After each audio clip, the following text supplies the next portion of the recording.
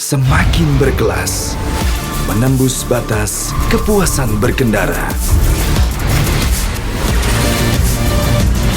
All New Honda PCX, the ultimate excellence.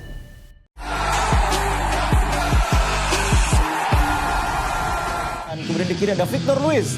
Yang jelas PSM menguatkan lini tengah dengan mainkan Ananda Raihan dan Akbar Tanjung. Ini dia formasinya kurang lebih 3-5-2 atau 3-4-1-2. Sementara Salim, Valdeci, Ruka Frigeri, dan Odivan ada di bangku cadangan. Ini dia formasi yang agak berbeda dengan di laga terakhir mereka ketika ditahan oleh Persis Solo. Ya, sama kita saksikan dan ini dia kick-off babak yang pertama. First touch-nya memang masih sangat jauh dan akan diambil oleh Ananda Raihan kali ini. Sepak pojok bagi PSM Makassar, sama-sama kita lihat. Ananda Raihan sudah lakukan, angkat bola, sama-sama kita lihat. Medina masih bisa diambil kembali.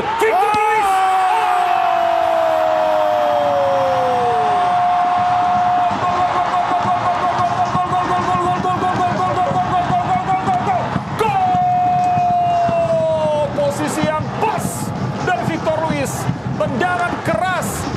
Oh, terobosannya coba dikejar oleh Alvarisi, bahaya dan Valdeci sikat.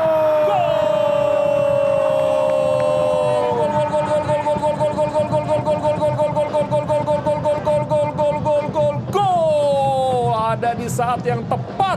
Bagaimana sebuah kombinasi dan tusukan tadi yang dilakukan oleh John Alvarisi, bisa melihat pergerakan yang kosong juga dari Valdeci dan eksekusi sempurna Valdeci mampu kali ini menyamakan kedudukan menjadi 1-1.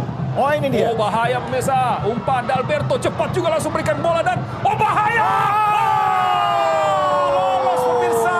Selalu didahului oleh pergerakan dari John Alvarisi. Bisa melihat kemana pemain yang akan dia umpan. Cerdas sekali. Kembali kita lihat kali ini bagaimana Alvarisi bisa melihat maksud dan pergerakan dari Arkan Fikri yang mencetak gol keunggulan bagi tim tamu Arema FC.